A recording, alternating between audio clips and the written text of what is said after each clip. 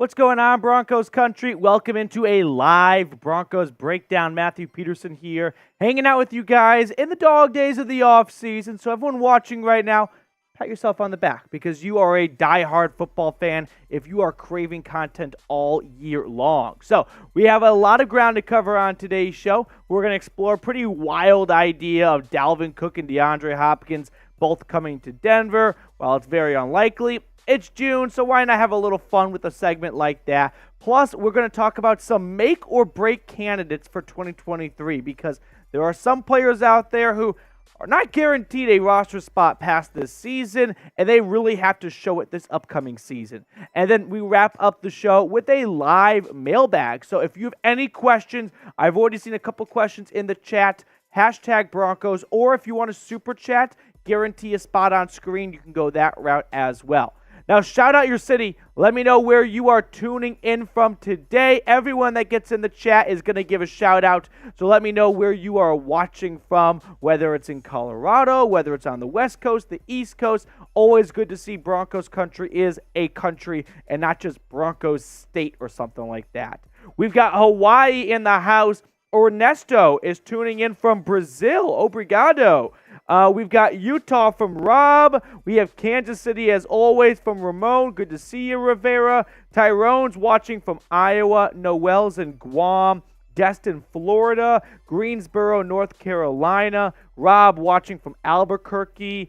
Jamie is watching from California. Jim Brown is in Denver. Get those cities in the chat right now. Let me know where you are watching from. As Mark tunes in from Allentown, Pennsylvania. Zachary is in Massachusetts. We've got someone from across the pond in the Netherlands. Love to see it. Bentonville, Arkansas. Mile High City. Seth is tuning in from Iowa. OKC in the house. Arizona. Look at this. We've gone from Brazil to the Netherlands to Denver, all across the world. So let me know where you are watching from as we get a Montana in the chat. I just wrapped up the 5th season of Yellowstone. I don't know if anyone else watches Yellowstone. 1, I did not expect that to be the last episode. 2, can't wait for season 6. I don't know all the drama behind Kevin Costner leaving potentially, or I guess definitely, but we got that on the horizon. So we've got a lot of good people watching from all across the world today with Pueblo in the house, Nebraska, Chico, California. Now let's talk Broncos football, like Broncos-related stuff here for a moment, believe it or not. This is a very open-ended question, but it's June. There's no real pressing news or rumors out there at the moment. So in general, are you a believer in Sean Payton fixing Russell Wilson? Is Sean Payton going to come to Denver and get Russell Wilson back to his Seattle Seahawks days? This is the ultimate question, right? At the end of the day, if this answer is no, I don't see a way this season can really be all that successful. Sure, maybe with a good defense and a good ground game, this team can churn out some wins, but in the AFC, you're not getting very far without elite quarterback play. So ultimately, if Denver wants to make some noise and get back in the winner's circle and get above 500 for the first time since 2016, this has to be a yes. And I don't have an answer for you. I don't have a definitive answer for you guys because we have to wait and see. But my gut tells me Sean Payton is going to get Russell Wilson a lot better than where he was last year. Going from Nathaniel Hackett to Sean Payton is not a giant leap. It is a mile. It is a vastly big improvement from Hackett to future NFL Hall of Fame head coach Sean Payton. That is not a little bit of an upgrade. That's not a little bit of a bump, right? That is a huge, huge step forward, to say the least. So some yeses coming in. Love to see it. Run the ball and throw it deep. Russ got it. I remember when Sean Payton hopped on, I think it was Colin Cowherd's show, back in fall of 2022, and they asked him, hey, if you were the coach of the Broncos, what would you do? And he said, I would basically look through all the film for Russell Wilson and find the hits, and then play that soundtrack of just the hits, right? Find Russell Wilson's strengths and lean into that. We never really saw much of that last year. Now, Wilson didn't do Hackett a ton of favors either, right? They both had their fair share of not being very good at their jobs.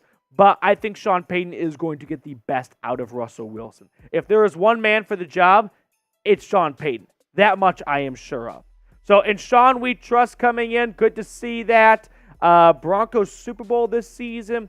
Tyrone's got a question. Hey, if you have a question, hashtag Broncos in the chat. We'll get that in our mailbag at the end of the show. Now, we are still looking for our first Super Chat of the day, and this is the offer I am making for anyone that has not Super Chatted before and wants to Super Chat for the first time or hasn't Super Chatted today. Any Super Chats we get, we're going to put them on our episodes that are going to go out later throughout this week. So everyone watching on Wednesday, Thursday, Friday, Saturday, Sunday, all those days, well, they're going to see your Super Chat. They'll see your comment. They'll see whatever you have to say. So if you want everyone watching to see what your thoughts are on this team, Super Chat, and we will throw that on all of our episodes we are filming today. So all three are going to see whatever thoughts you have. So Super Chat to your heart desires, always a great way to help support the channel. If you want to go above and beyond just liking the video, which, by the way, we have just 13 likes. That is disrespectful. That is rude. Hit that like button. Let's get ourselves up to at least 25 likes before we start the next, I start the first portion of today's show. So with that being said, as we wait for the 25th like to come in, name a random Broncos player. This is peak off-season stuff right here where we don't have hard-hitting topics to really dive into. So let's kind of go back to the well and let's just talk about some random Broncos players. The more random, the better. I'm talking deep cuts right here, okay? No Peyton Mannings, no John Elways. Justin Trinad, that is an awesome random Broncos player. What a linebacker. Christopher Allen, if we can go back further in time, I like that, you know what I mean? So let's see how deep we can get with some random Broncos players. We have some signed Kareem Hunts coming into the chat. We'll include that in our mailbag later on. Keo coming in from Jamie. Get those random players in the chat right now. Let's see how random we can get. Let's see who can come up with the most most random player, if you will. Jerry Rice, that is a random Broncos player. He was signed by Denver, and ultimately, when training camp rolled around, they're like, you're going to be wide receiver 4, and he decided it's just not worth playing then. Keith Bishop, that's a good one. Here we go. We've got Michael Schofield. Okay, I like that one. Prison Break, too. Prison Break, yeah, 2. Otis Anderson. Keep getting the random players in the chat right now. Plus, we are not at 25 likes, 4 likes away, and then we're going to jump into the first segment of today's show.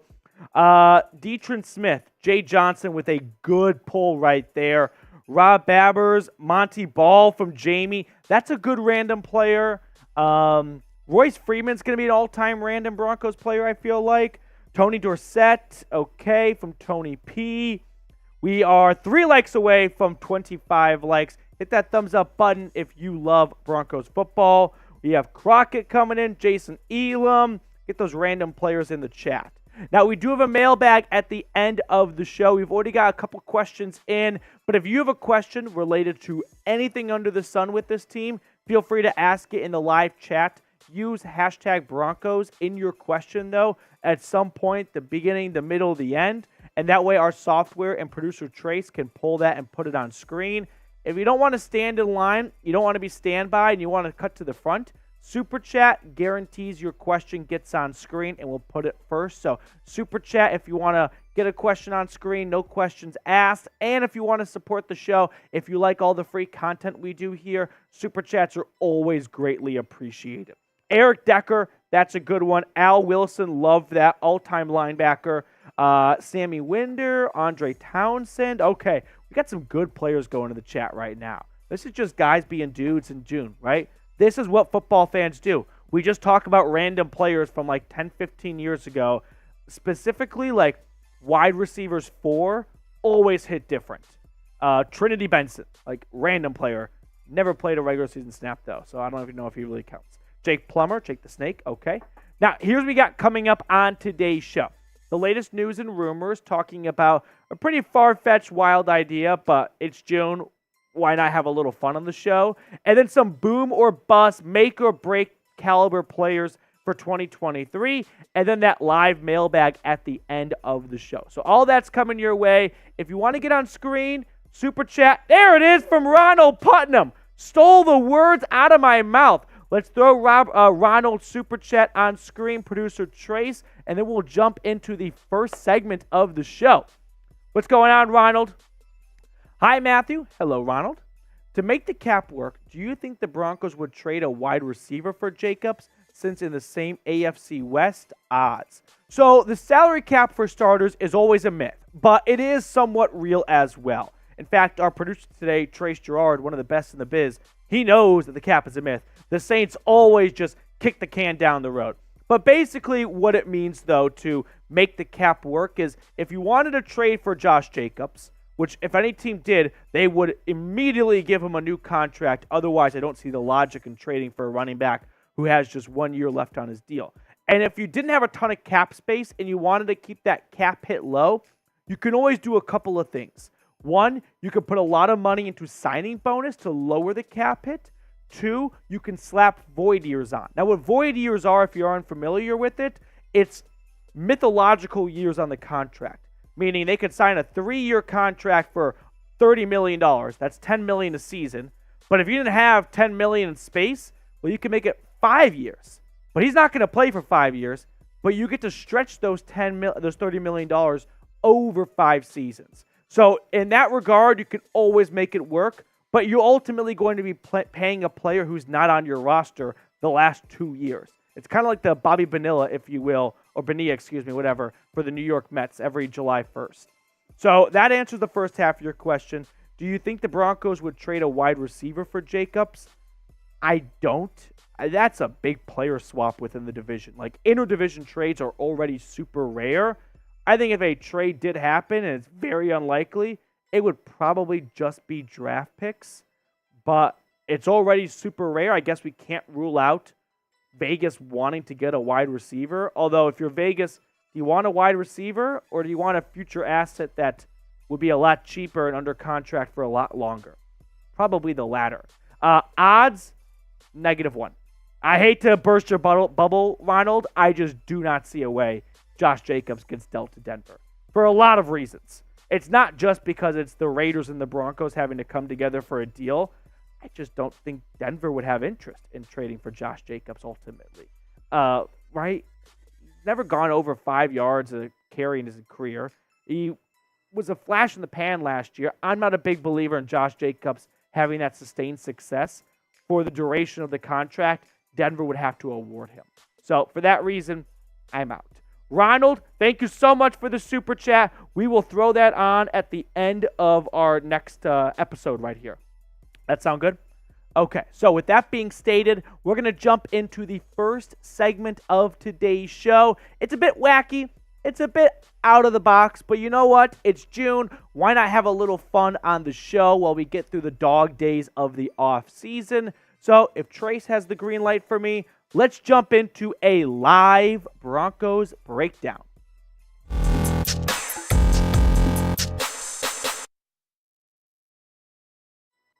What's going on, Broncos Country? Thank you so much for tuning into this edition of the Broncos Breakdown. Now, today's show, I will admit, is very far-fetched. It's very wacky. It's very out of the box. But it is June. Things are a bit slow. I'm going to get those comments down below. I kind of deserve them. I know it. But I thought it could be fun to just kind of sit here and talk for 10, 12 minutes about the idea of Denver being a potential candidate to land Dalvin Cook and DeAndre Hopkins as they appear to, well, at least want to be like a middle school package team in pickup basketball. So that would be quite the duo to join Denver, which leads me to this question before we get into the nitty-gritty of the show. What is your favorite Broncos duo of all time? You could basically go with Peyton Manning and insert name, and they were all great duos, right? Peyton Manning and DT, Peyton Manning and Wes Welker. Like, there were so many phenomenal duos during the Peyton Manning era, but let me know what your favorite is down in the comments section. Now, the reason why we are discussing this topic on the show is Dalvin Cook hopped on ESPN's Adam Schefter's podcast and talked about his upcoming free agency and whatnot, and about DeAndre Hopkins. And here's what he said on DeAndre Hopkins. If we end up on the same roster, that would be something epic for the NFL, which I feel like this quote has somewhat been manipulated to Dalvin Cook wants to team up with D-Hop, and that is what he is looking for. No, he just said it would be epic if they happened to be on the same roster. It's definitely not a stipulation in his contract wherever he signs. I hate to burst some people's bubbles because I have seen on Twitter, you know who you are if you're one of those people tweeting it out. The Broncos were no doubt the Saudis of the NFL this offseason. They spent more money than anyone else, but this one is probably a little bit out of reach, right? I think this is just a little bit too unlikely for a handful of reasons, and we're going to go through those reasons. It would definitely be fun. It would be a Madden moment, no doubt about it. I don't see it happening, though. One big reason is the money. Now, the cap is fake. It's a myth, but it's also real at the same time, right? It's like Schrodinger's cat. Denver only has $9.3 million in cap space, according to Spotrac. So, in order to sign Dalvin Cook and DeAndre Hopkins, you don't need to have $9 million. Like, you don't. It's not that they can't give out a $10 million contract, right? They're not in the red negative $700,000. They just can't have cap hits be higher than $9.3 million combined, which you can always manipulate the cap by adding void years on. That's adding on fake years of the contract to spread the cap hit over a longer duration, or make a large signing bonus, which lowers the cap hit. Now, there are some teams who definitely could swing Dalvin Cook and DeAndre Hopkins, because I think Cook's going to get a 1 year, $6-ish million contract, $5 to $6 million. I know he wants more. He's not getting more. And I think D-Hop gets a 1 year, $15-ish million contract. So combined, somewhere between 22 to 25 million-ish. And there are a lot of teams who have that kind of cash on hand. The Chicago Bears, the Carolina Panthers, the Dallas Cowboys, the Colts, the Cardinals. None of these teams really feel like good fits, though, right? Chicago's got a lot of wide receivers they want to see kind of play out a little bit. Carolina, they signed Miles Sanders. Dallas, they're never really in for exciting moves in the offseason, so them getting Brandon Cooks was way too much for Jerry Jones's heart to handle. The Colts, maybe, but they have Jonathan Taylor, so no. The Cardinals, they probably want to lose games, and I think, well, DeAndre Hopkins, I forgot, so that's just not going to happen either. Now, in terms of the D-Hop side of this equation, this wide receiver room is pretty set, right? I mean, DeAndre Hopkins is better than these guys. There's no one arguing otherwise, but I do believe that they want to see how Jerry Jeudy plays out, right? He finally put together the second half of 2022 season a first-round caliber run. Courtland Sutton is in limbo where he just hasn't looked the same since his ACL tear in 2020. Tim Patrick comes back from an ACL tear, and Marvin Mims was this team's first draft selection. So there is a lot of optimism in this current wide receiver room. So the only way I see DeAndre Hopkins ending up in Denver is either A, in the visiting locker room, or B,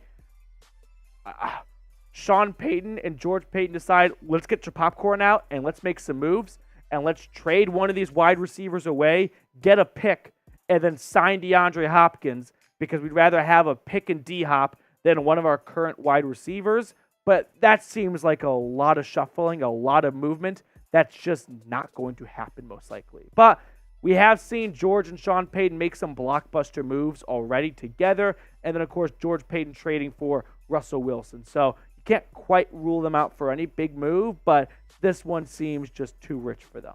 Now, the Dalvin Cook as a separate piece, right? Not packaged together with DeAndre Hopkins. That seems plausible. I wouldn't be shocked if Dalvin Cook is a Denver Bronco. I don't think anyone will be blown away. Doesn't seem like it's in the cards right now, but doesn't mean that things can't change. And we're going to talk more about that in just a brief moment. But we have a great deal still going on over at Fanatics where you don't just get one shirt, you get two shirts, and they're on sale. So you're basically losing money if you do not get this two-shirt combo by going to chatsports.com/Broncos combo. That link's in the comments and the description of today's video, so check it out before the deal runs out. Now, Dalvin Cook also had this to say on Schefter's podcast, saying, if I walk into a situation, it's going to be a situation where I can help somebody go take that next step of trying to go get that Lombardi trophy. That's all I've got my mind on. The money part is going to come. That's my agent part. Me, Dalvin Cook, I'm looking for somebody that's ready to go win. I can be the piece to go help somebody turn the page and go win and and go get a Lombardi trophy. That's all I want. I want to hold that trophy up, kiss it one time. That's all I'm looking for right now. Why do I smell cap right now? I don't know if I buy that exactly. I'm sure he wants to win a Lombardi trophy. But the whole notion of the money part, I don't care about. The agent will figure that out. I just want to go win a Super Bowl. I mean, it wasn't too long ago we got this report from Mike Florio at Pro Football Talk where Dalvin Cook reportedly wants something far closer to the $10.4 million he was due to make in Minnesota than $5 million. Like, if Dalvin Cook wants to win a Super Bowl, I would say there are a couple of obvious spots that are very likely to help him do that. Of course, the reigning champs and the Chiefs, the Bills, the Bengals, the Eagles, like the 49ers, they don't all need running backs. But if Dalvin Cook went to their doorstep and said, I'll take the vet minimum, I just want to win a Super Bowl, and I think you are the best chance to do it, well, then I'm sure he'd probably be on a roster by now. But instead, he's not, because he's probably waiting to see what other offers come in and get more money. And I'm not shaming him chasing some money. Like, there are some great running backs in the NFL, and you'd probably be surprised if you went and looked at their career earnings, because the career earnings does not really match the production on the field, but that's just the nature of the running back market in 2023. So I don't see Dalvin Cook settling for less to chase a ring. He's probably going to take the biggest offer he can get and hope that it comes from a contending team. Now, is Denver a contending team? That's open to interpretation. I'm not a big believer in a 5-win team last year being Super Bowl contenders the next year. Sean Payton is going to get this team above 500. I don't know if they're going to go on a postseason run in his first year in Denver, but the NFL is always good for some parity, so you never quite know.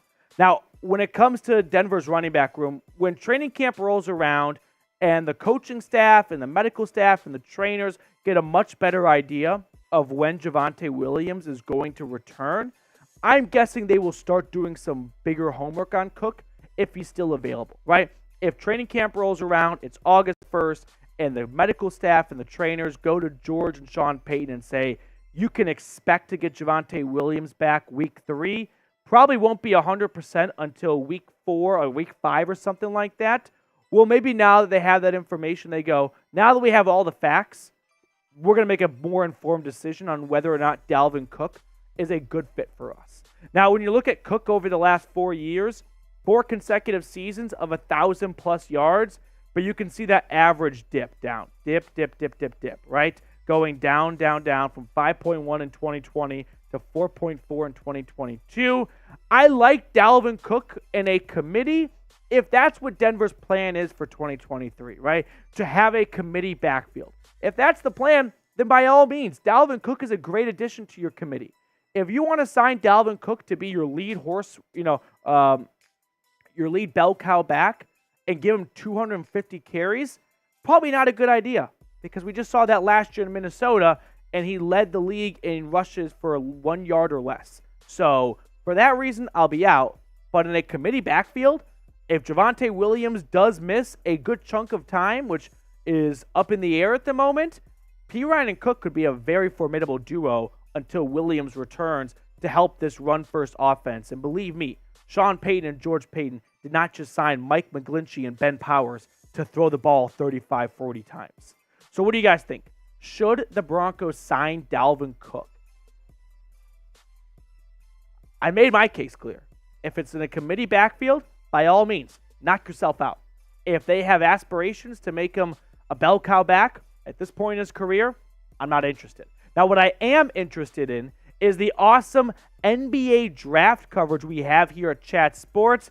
The Chat Sports NBA draft coverage for last year, our live stream for both rounds, was #1 on YouTube. So if you're looking for a spot to take in the NBA draft and you don't want a future NBA MVP to have his moment missed because of a Taco Bell commercial, well, hang out with us here at Chat Sports. We'll keep you guys in the loop.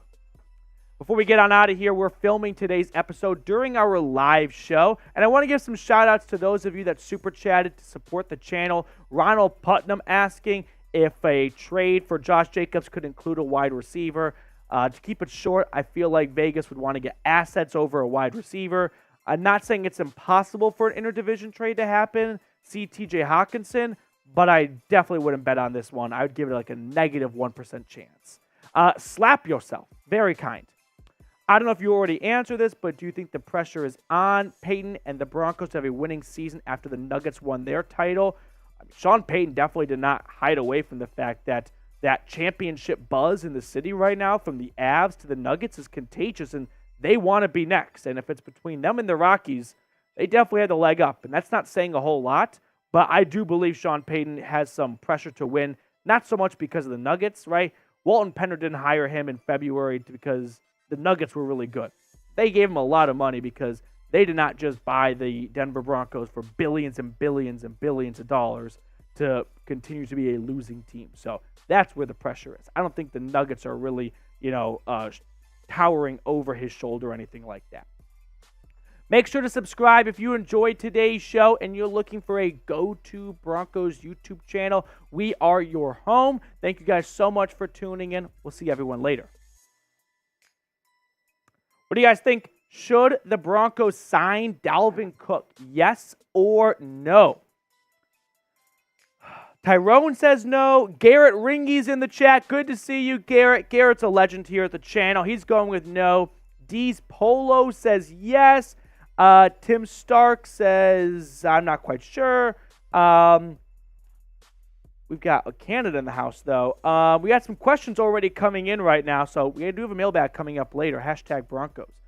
Ernesto says no. Eddie Martinez is here. Good to see you, Eddie. He says yes. Keanu says no. Brandon Floyd says yes. Tony Bauer says yes. I'm going to just be an attorney for those of you saying no right now. Quick PSA for everyone watching. Let's say Dalvin Cook signs with Miami. That seems like the most likely outcome at this point. Don't draft him early in your fantasy league. I don't think Dalvin Cook is going to be very good wherever he goes. He'll be good for the team in the right role, but if you expect Dalvin Cook to get back to 1,000-yard status, you're going to be disappointed. So if you're okay with Dalvin Cook being a 600-yard rusher, 700-yard rusher, and 5 touchdowns, then great. You won't be disappointed. But if you want more, you're not getting more. Trizzy Trace, by the way, is behind the camera today. He's one of the best in the industry. Trace, you got some thoughts? Well, so I kind of wanted to weigh in on this Dalvin Cook situation because a thing that a lot of people don't know is Dalvin Cook was the leading rusher for carries for 1 yard or less last season. Yeah. And then also lost the step. Yeah. That's like football nerds for lost the step. Exactly. And then on top of that, there's a statistic out there. Shout out Patrick Seatman, our Vikings guy, for finding this. He said that for the average yards expected, he was in the negative for the first time in his career this past season. So to your point, I'm not drafting Dalvin in my fantasy league. That's just me. If you want to do it, like you said, it's all you. Good points. Good points by Trizzy Trace right there. I'm Frey saying, my man Trizzy, what's up? We got a mailbag coming up next, in 2 segments from now. So get those questions in, hashtag Broncos, or you can super chat. We've already had 2 super chats. If you want your super chat to get on screen for the next episode, super chat now. We'll toss it on screen for everyone to see. So we got that on the docket for today's show. Speaking of today's show, it is Boomer Bust make or break candidates for Denver in 2023. So that is the next thing up on the agenda. Trace, once we get the green light from you, we're going to jump into some make or break. You want to give some shout outs? I'm actually going to change something really quick right now. All right, so I want to give some shout outs to everybody who is just showing some love in the comment section. Can we get a Let's Ride going? Can we just get Let's Ride moving? Because I'm a big fan of Sean Payton. I'm a Saints guy. I'm excited for Sean Payton to move on to Denver to see what he can do with Russell Wilson. So let's get the Let's Rides in the comment section. I see I'm Frey. I see Anna. I can't hear y'all. A-Craze, Tyrone, Ernesto. Let's ride. Let's ride. Love it, Trace. Love it. Okie dokie. Let's get into some make or break season candidates in 2023 for the Broncos, because there are some guys that I'm going to outline that need to have very good seasons. And not good seasons because you always want to have a good season, but because their job is in jeopardy if it's not a good season. So with that being stated, a green light from Mr. Gerard. Let's jump into a second episode on today's live Broncos breakdown. make or break candidates for 2023. Let's talk about 5 individuals that, of course, we all want to have good seasons, but these 5 guys especially really need to have a good season, and it includes some pretty notable names and maybe some names you're not expecting. But one of the obvious ones is Russell Wilson. Now, I could almost make the argument that he doesn't even need to have a make or break caliber season, because when you look at Russell Wilson's dead cap hit for the next couple of years, the duration of his contract, of course, there's no moving on from him with a $107 million cap hit this year. And I even argue next year, $85 million is just not going to get eaten, right? The NFL record right now is Matt Ryan going to the Colts, and that was a $45 million-ish dead cap hit. This would be double that and then some. So, no, I'm not going to be a big believer in Russell Wilson is out of Denver if he's not good in 2023 financially, unless the Walton Penners want to eat a lot of dead money and make life very difficult for their GM with an $85 million dead cap hit on their books. I think he's kind of stuck in Denver for the next 2 years if things don't bounce back this upcoming season. So, scenario for you guys here, if Russell Wilson does not vastly improve, I think that won't take him off the roster, but I think that might kickstart his replacement process. Now, maybe they already kind of did that with Jarrett Stidham. I know this is big rain cloud talk on Russ, and obviously the goal is for Russell Wilson to be great this upcoming season. That's what we all want here, but we do have to acknowledge the possibility of what if this is just Russell Wilson now, and that wasn't a fluke last year, and we can all blame it on Hackett. So I think he is stuck in Denver, come hella high water for 2023 and 2024, unless he, I don't even know how to describe it, unless he agrees to rip up his contract because he'll be a backup for some rookie they draft. But last year was not glamorous for Russ. 16 touchdowns, 11 interceptions. At least he threw more touchdowns than bathrooms in his house. But there has to be an improvement for Russ if he wants to not remain in Denver, but I think remain as the starting quarterback in Denver, right? That is the big difference. That's why he's on this list. I think he is going to be a Denver Bronco for the next 2 years, guaranteed, but he might not be the starting quarterback if things don't improve this season. So what do you guys think? Will Sean Payton fix Russell Wilson? This is the big question. There are a lot of questions this year. This is the most important one. If Denver wants to make any kind of noise in 2023, this has to be a yes. So give me your best guess. Give me your gut reaction down below in the comment section. I am going to pump up Russ for a moment here and fill up his tires and say he is prime for a comeback player of the year candidate. Is he not? If Sean Payton comes in here and turns those 16 touchdowns to 26 touchdowns, and he throws for 4,000 yards, and there's no other quarterback coming off a major injury, maybe Lamar Jackson, still, I think going from Nathaniel Hackett to Sean Payton is a huge upgrade. That's going to get lost on a lot of people. He is right there for a bounce-back season. Hopefully that's the case because this team needs it. Second make-or-break candidate is Courtland Sutton, a name we have talked about a ton this offseason, and it's not even so much about his play, it's the financial side of things here.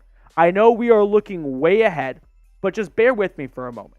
The 2024 cap hits for the 3 leading wide receivers on this team are all very high. I mean, we're talking 17 plus 13, $30 million, and then add an extra $12 million, 42, 43-ish million dollars. Like, there is a lot of money in this wide receiver room, and it's a very expensive group. And if Courtland Sutton does not live up to a $17.3 million cap hit, Denver could be looking to save some money because they are currently in the red for 2024. So if they were to move on from him before June 1st of next year, and I know we're looking way ahead here, but GMs always look way ahead.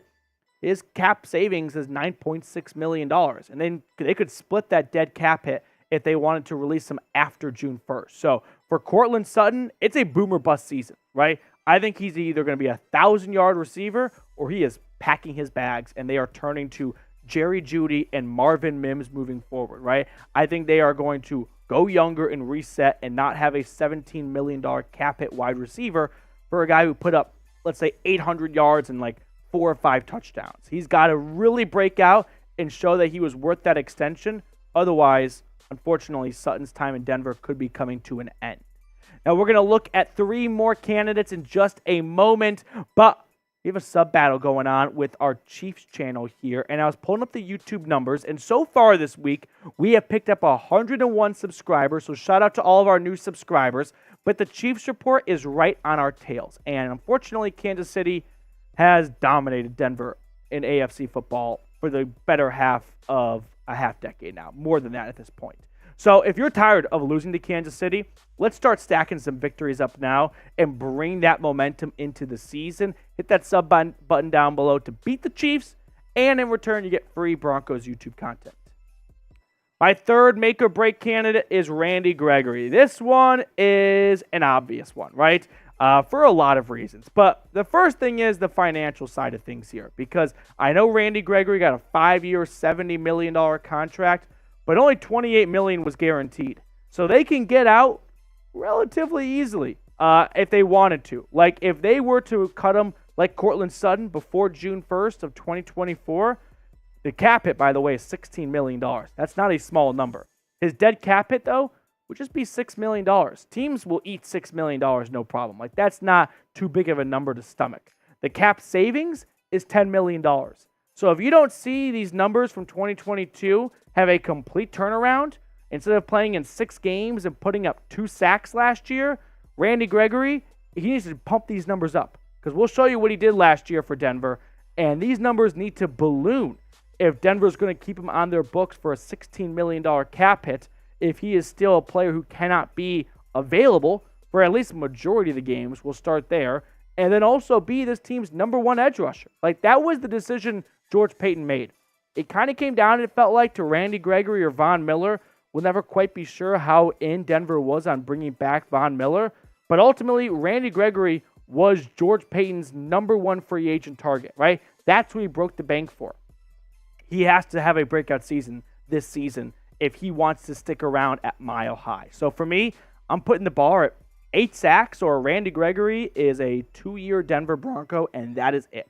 $16.1 million is just too big of a cap hit to give out to someone who, let's say, plays 8-9 games again, right, and doesn't put up big numbers. So for me, it's 8 sacks, or Randy Gregory is packing his bags.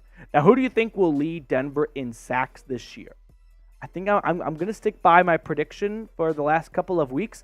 Frank Clark, the guy's always available, essentially, has not missed much time in his career, and he's a very productive player, too. So I'm going to go with Frank Clark because I think he's probably going to play the most amount of games for anyone in this edge rushing unit. Baron Browning's going to enter training camp injured. Randy Gregory is always in the trainer's office. So for me, I'll go with Frank Clark. Fourth make or break person I'm looking at is Garett Bolles. So the left tackle has made some good progress on his recovery from a fractured leg, keep in mind, mid-year last year. But the fact is, Garett Bolles has been a bit of a seesaw left tackle for this team. First round pick out of Utah in 2017, really struggled with the holding and false starts in his career, was constantly getting flagged early on. But 2020, a good time for a breakout year. In his 4th year, they gave him a big contract extension, and then he slowly started reverting back to his early days of his career, at least in the eyes of PFF. So if Denver doesn't see an improvement from Garett Bolles, well, his cap hit in 2024 is $20 million, and the cap savings are $16 million. So this is another guy where if Denver doesn't see a big jump up, don't be shocked if there's not a bounce-back season for Bolles. Denver's first-round pick for the first time since Pat Surtain is going to be a new left tackle, because they didn't get one last year because they didn't pick early enough to find one of those coveted tackles. But they get back in the first round this year, which they are currently slated to do.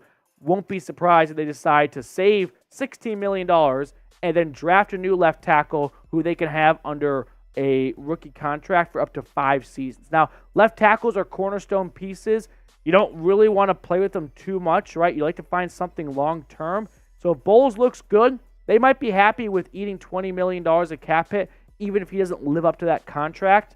But if he does not bounce back well, I'm not going to be shocked if they're moving on from him to save some money and go younger at the position, and maybe honestly even just better altogether. Fifth and final make or break candidate for 2023. Yeah, you probably saw this one coming. It's Lloyd Cushenberry. This one, in my opinion, speaks for itself.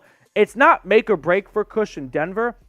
Unfortunately, it's make or break for Cush in his entire NFL career. Like Dalton Risner, as we record this right now, Tuesday afternoon, during our live show, tune in next Tuesday, he's still unsigned. And Dalton Risner was a good guard. Now, I'm not quite sure why Risner has not been signed yet. I saw a pretty, maybe it's got some legs to it because it's June, he still has not been signed, but a pretty out there idea of teams aren't happy of the way he pushed Brett Rippon, and they don't want that in their locker room. I never got that sense from Dalton Risner. He was an awesome guy for this team, but ultimately just wanted to go a different direction with Ben Powers.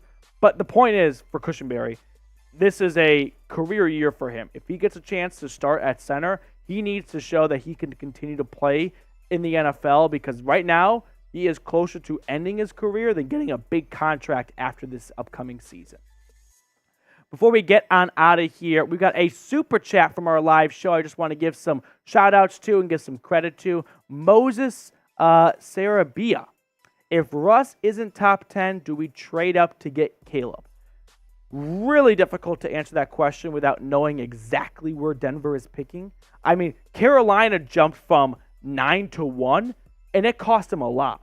If Denver is not bottom 10, and let's hope they're not, if they're picking, let's say, like 15, I mean, that is like 3 future firsts, players. That's a huge haul to get up to where Caleb Williams is probably going to go at number 1. So unless Denver has a horrible rash of injuries and they are towards the bottom yet again, I'm going to say it's unlikely, but I don't know how many Panthers fans saw them getting Bryce Young midway through last year. So you never quite know.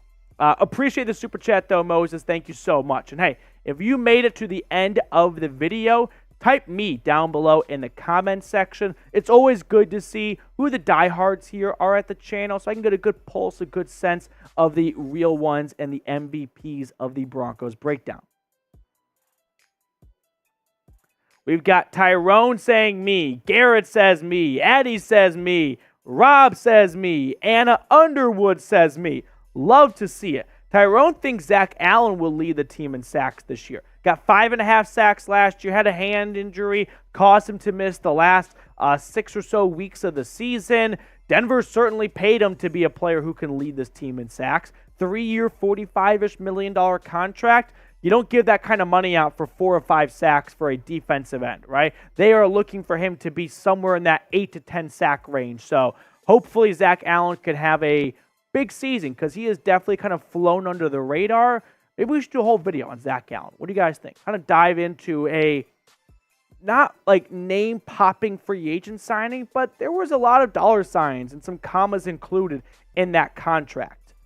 Tim Stark says me. Nathaniel Pepper says me. Moses says me. Moses, thank you so much for the super chat. Really goes a long way to help support the channel here. We're at $15. The goal was $25. That's what the bosses try to put the number at for me during our Monday meeting. So if you want to get my boss off my derriere for next Monday's meeting, that'd go a really long way. And if you like the free content, it's a great way to support the show. Plus, like the video. We're only at 36 likes. We're not starting our mailbag. By the way, get those questions in until we get to 40 likes. We're 4 likes away. That's a pretty good, that's a fair ask, I would say right there. All right, Broncos fair fans. ask. I'm going to set a timer. You have 1 minute to get to 36 or to get to 40 likes. Yeah, 3 likes away. Come on. Otherwise, Trace heads end stream. I'm not afraid to do it. I am not afraid to turn the stream off right now, because the Raiders stream wants to move in here. And I heard a Chiefs video. He's a guy with nothing to lose and a bomb in his hand. Exactly. Like, it is a very scary thing right there. Exactly. 40 likes. There it is. Go. We're staying That's what live. I'm talking about. Moses, thank you so much for your kind words. So we have a mailbag coming up. All those super chats we got, we will include in that mailbag. So if you want to be at the front of the line or guarantee a spot on screen, super chat and you will get on screen. Plus, it's just a nice way to say thank you to the hard work me and Trace put in to get you guys a live show here on this free channel. So with that being stated, I've already seen a good amount of questions come in. We ready to roll? All right, ladies and gentlemen. Got a mailbag coming up, so hashtag Broncos or Super Chat to beat the buzzer, because once this show gets on the road, the Super Chats definitely can get prioritized. Otherwise, you're at the mercy of Trace Gerard just picking his favorite questions. And if you haven't seen Trace, he's a crazy wild dude. You never quite know. Trace has been on spring break for 24 years. That's who Trace Gerard is. So you got that going for us here.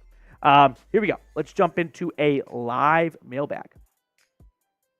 Mailbag time here on the Broncos Breakdown. Now, before we look at any questions, today's show was filmed during our live show, which airs every single Tuesday, 3 o'clock Mountain Time, 4 o'clock Central, 5 p.m. Eastern. So be sure to tune in for a future live show if you have a question you want answered. Now, our first question comes in via Super Chat from Ronald Putnam. Hi, Matthew. Hello, Ronald. To make the cap work, do you think Broncos would trade a wide receiver for Jacobs, since in the same AFC West? So I think what Ronald was kind of talking about, if you trade for Josh Jacobs, you'll be giving him a contract extension, which will probably be an average of like $12 to $15 million a season, somewhere in that range. And if you're giving out that big contract, you have to move on from a big contract, kind of like NBA-wise, to match salaries. That's not a requirement. You can always put void years on, big signing bonus to lower the cap hit. So you don't have to move on from, like, say, Courtland Sutton to balance the books out. You could have both if you wanted to have both. But ultimately, I just don't think it's going to happen, mostly because you don't see running backs get traded between one interdivision team to another. It's not impossible. Happened last year with the Lions and the Vikings. But I just don't think Denver is in a spot where they want to trade for Josh Jacobs. I know Sean Payton raved about him, but he raved about him in free agency. I don't know if he raved about him in a sense of give up draft picks and give him the contract. To me, that probably seems a bit too rich for Denver. Ronald, thank you so much for the super chat. Slap yourself.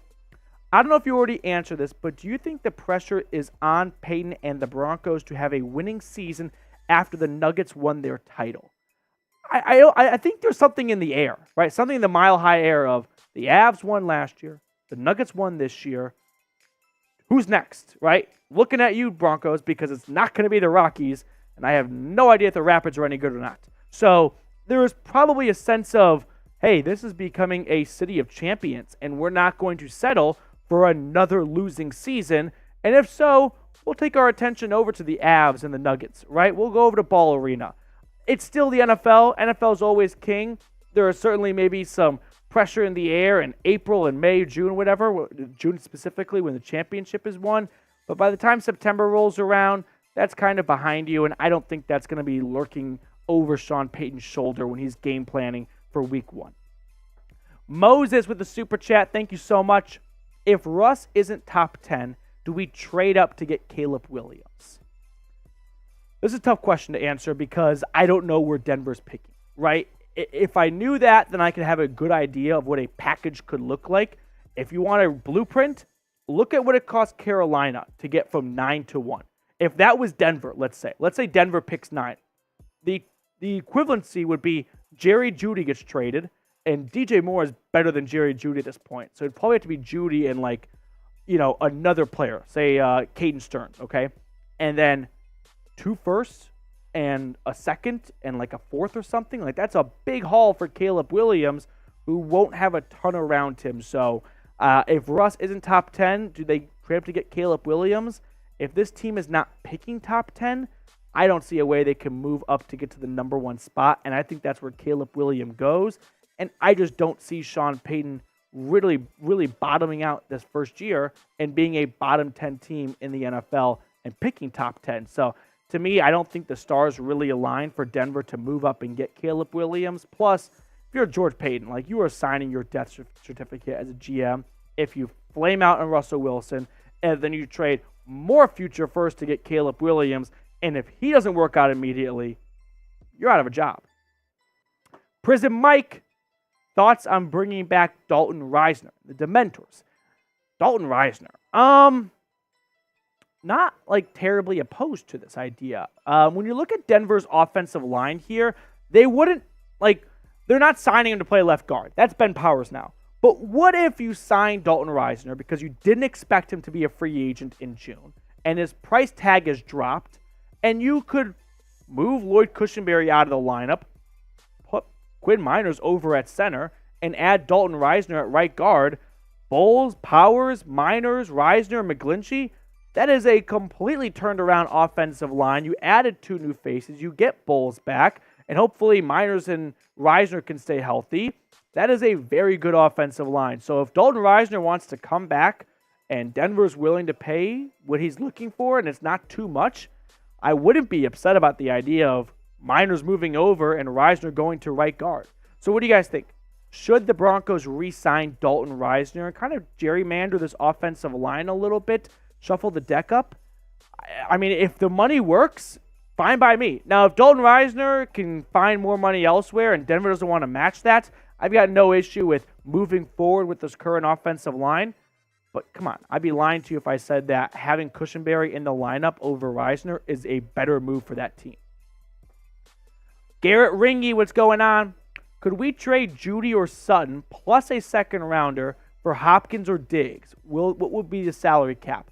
Well, Hopkins is a free agent, so I got some good news for you right there. You don't have to trade for DeAndre Hopkins. You don't have to sign DeAndre Hopkins. As for trading Judy or Sutton plus a second for Diggs, I talked about that on a show last week as kind of a really wild out there idea. I just don't think it's going to happen because I don't see why Buffalo would want to do it. And as for Denver, maybe Sean Payton thinks that with Stephon Diggs coming over, they can really turn around the season and hit a 180 mark immediately, which he did in New Orleans, by the way. They were a 3-win team before he got there, and his first season, he had them in the NFC Championship game. Now, a certain guy named Drew Brees also came over, so that kind of helped a little bit too. But the salary cap, it's too tough to explain right now without seeing the numbers in front of me, but financially it could be done theoretically. The cap's always a bit of a myth. It's not going to happen, though, Garrett. I hate to ruin your day if you were hoping this would happen, but I would not hold your breath. Julian signed Kareem Hunt. There's just been no chatter around Kareem Hunt this entire offseason. I don't know if the NFL has just kind of moved on from Kareem Hunt or if a lot of these running backs, Dalvin Cook, Zeke, Kareem Hunt, are just going, hey, why not sit and wait till nothing's happening from now until training camp. So what's the point of signing tomorrow if I could hold out, wait a little longer, and maybe get more money when training camp rolls around when a Cam Akers type injury pops up and then my value just went up. For them, it was either sign back in March when all the money was still out there. Now you've kind of gotten past that point. You might as well see it through, wait till August. So if August rolls around and Javonte Williams has not shown that he's going to be ready to start the year or at least play in the first couple of weeks, I could see them exploring running backs. But for now, I'm guessing they're going to wait till August to see how Javonte Williams looks. Now, speaking of training camp, it is right around the corner. And don't miss a thing. I know training camp can be in the weeds at times, but we break it down for you. We condense it for you in a very appetizing way, if you will. So subscribe down below and get the best Broncos training camp coverage out there. Ernesto Siebert. Are the Broncos looking for another kicker? They did have Randy Bullock, during minicamp in. Now, they didn't sign him afterwards. I wouldn't be shocked if Denver waits until training camp to get started, make a couple of cuts, because remember, there's no mandatory roster deadlines anymore. Previous years, it was on August 10th, you had to get down from 90 to 85, and then the next week from 85 down to 80. This year, it's 90 man to start and then 53 on roster cutdown day. So if they want to make some fluid cuts as the preseason rolls along, and if Elliott Fry has one miss in one preseason game, there will be 3 kickers at the next practice. That much I'm sure about. Denver Dan. Every year a team goes from worst to first in their division. You think Sean Payton can do that in Denver? I definitely think Sean Payton is capable of doing that. Now, you have a certain juggernaut in Kansas City that's going to be hard to dethrone, but at some point, they will lose the AFC West. They're just not going to win it every year for the rest of eternity. Even if Patrick Mahomes is there for the next 10 years, I have to believe he will not win the AFC West every single year of his career. Now, we can look at the candidates to go from worst to first. These are all 8 teams that finished at the bottom of their respective divisions in 2022. The Browns are looking to have a bounce back year. They could be a candidate to do so. Houston, no. The Jets, I just don't believe in Aaron Rodgers, honestly. Denver's right there we talked about. Chicago is interesting, worse than the NFL potentially, but with Rodgers out of the division, they could shoot up. Atlanta won 7 games last year, and that was good to be 4th. So with Tom Brady out of Tampa Bay, I think they're a really good candidate for this. Washington, I'm going to pass on. Arizona, I'm going to pass on. If I had to pick one of these 8 teams, put my money down, man, I'm looking at Atlanta right now, and I'm looking at the rest of the NFC South, and it is garbage. Like, Derek Carr is the best thing there. So if that's how high the bar is, maybe Atlanta could squeak by. I just think for now, I can't pick Kansas City not to win the division until I see it to believe it. So with that being said, if you disagree with me, by all means, take it to the comment section. Who do you think will go from worst to first? Of those 8 teams that all finished in the sellers of their division last year, who's going to be at the top? It happens every year. If you don't believe me, go back in time, look at some previous years. There's always a team that goes from worst to first. It'll be one of those 8 teams. If I had to pick one, Atlanta's looking pretty good right now. Tyrone Larry, will the Broncos get more than 10 wins this year? They won 5 games last year. They had 9 one-score losses. If Sean Payton is the coach of last year, very different season. But of those 9 one-score losses, let's say the Sean Payton difference is he wins 5 of those 9. So all of a sudden you go from 5-12 to 10-7. I think Denver's probably going to be 9-8. That's been my record prediction. So will they get more than 10? I don't think so. I think 10 is probably the ceiling. Like, more than 10 means 11. So I think that's probably a bit too rich for them in year 1. But it's Sean Payton. He got off to a very good start in New Orleans. You can't quite rule it out definitively. Eddie Martinez, last question. Which would be a better pickup, Ezekiel Elliott or Dalvin Cook? Good question. I would probably go with Ezekiel Elliott. Dalvin Cook had better numbers last year, but what does Zeke do better than Dalvin Cook? Pass protection and probably goal line. They're both really good near the end zone. Dalvin Cook has scored a bunch of touchdowns, but I think if you wanted to protect Russell Wilson, Zeke would do a much better job than Javonte Williams would in pass protection. And when it comes to the goal line, Williams has never been an awesome goal line back. Fortunately, he had a fumble against Seattle last year, so I'd probably lean towards Zeke. Although what you did miss from Denver's running back room last year was big play potential, right? Denver never had big, long rushes. The longest play I can really think of last year was Marlon Mack against the Chiefs on that screen. And that's kind of sad that that's the longest you can think of. But Dalvin Cook definitely brings some big play potential more than Zeke does. But I like Zeke for the short line situation to move the chains more and to protect Russell Wilson. So I'll go with Ezekiel Elliott. That's it for today's mailbag. If you have not subscribed, consider going ahead and doing so. We keep you guys in the loop all year long. Best Broncos YouTube coverage out there. Plus, it's completely free. Who's going to go from worst to first? We want to get Trace on here, our executive producer today.